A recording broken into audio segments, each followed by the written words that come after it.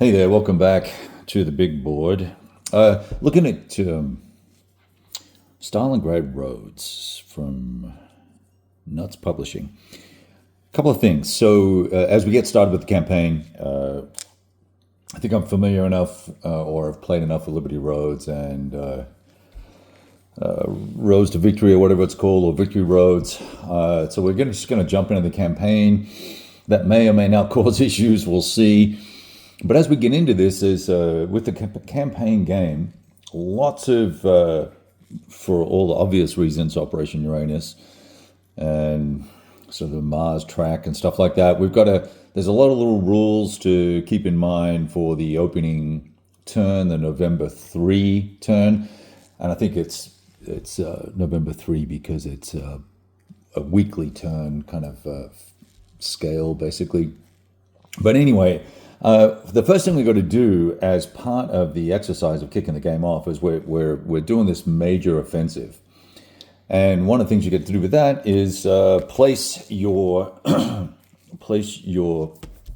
Stavka reserves onto the map. Now, according to my, I've got a dog, a tiny dog, scampering around behind me. So if you can hear scampering. That's the tiny dog. Now, here's what's interesting with the rules from the Stavka reserve box deployment. So when it's done from a major offensive has been declared during a turn. The procedure is different. Soviet player may automatically remove 8 units and armored corps counts 2 from the Stavka reserve box. Soviet player takes the release units and places them on the map such that they are within the action radius of the major OM.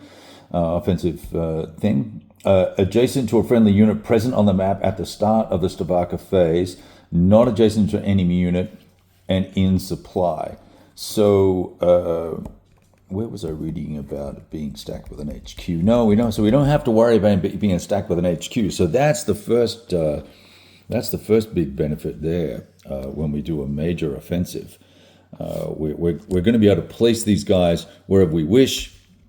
Within reason, based on the radius of the major offensive. And let me just check and see if there's a radius on this thing. It looks like it's a minor offensive is 2. So we need to just double check that. I got to find the little marker. Yeah, it's going to be 3 hexes for the major offensive, but I don't think this doesn't go onto the board for the first turn for the opening of the campaign game. So I think we're basically free based on the conditions that we've seen that I just read to you previously. Am I still recording? Yes, I am. Good, because I pressed pause there for a second. Within the action radius of the major OM, adjacent to a friendly unit present on the map at the start of the Stavka phase, which is all these guys here, and not adjacent to an enemy unit. Okay, and in supply, obviously enough. So not adjacent. So that would, let's just lift up the camera a little bit here. I'm going to try and hold this steady as I can. I'm not a big fan of holding the camera, but so we can't place them here. We could place them here. We can't place them anywhere along here. Now, the other thing to keep in mind, though, is that this row along here is basically the primary area where I'm allowed to deploy artillery, support chits, and Katyusha, Yuka support chits to initiate the offensive. And I've got to play all 4 of these offensive chits in this turn. All right, and stand by. I'm just going to put the camera down again. And then I've also got I took Novikov, and I took 2 brigades, and I took, I've got a surprise attack and a breakthrough as well here. So we've got 10 support chits we can use, support counters that we can use, but we have to use the offensive ones this turn as well.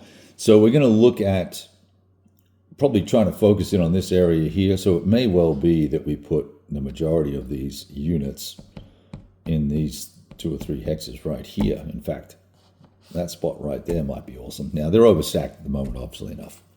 3 units per hex.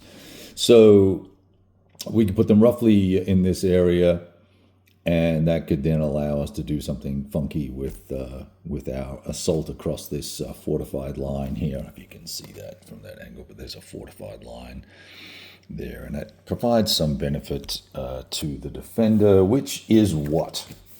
Attacker is halved. All right, so and then exploits are ignored, and looks like a defending tactical result. S's are ignored, and DR. Well, there's a bunch of other bits and pieces here that we got to look through. But I think that's obviously it's kind of leading us to that's where we're going to focus our attack, with the idea being that we cut off. That we cut off these forces here in and around Stalingrad. So that's the opening gambit. All the units beyond here are unable to move except for reinforcements. So all these guys here will have to stay static. Nothing's allowed to move here. I was a little curious as to why this formation is all the way over here, but that's the setup location for it. And I'm not sure that's accurate, but what are you going to do, right? I can only go by what's in the booklet. We'll kind of take things from there. So we've got a lot of, not a lot of movement to do this turn, but certainly a lot of combat will have to go down.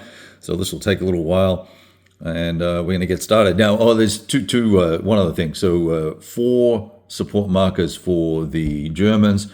I put some hedgehogs down here.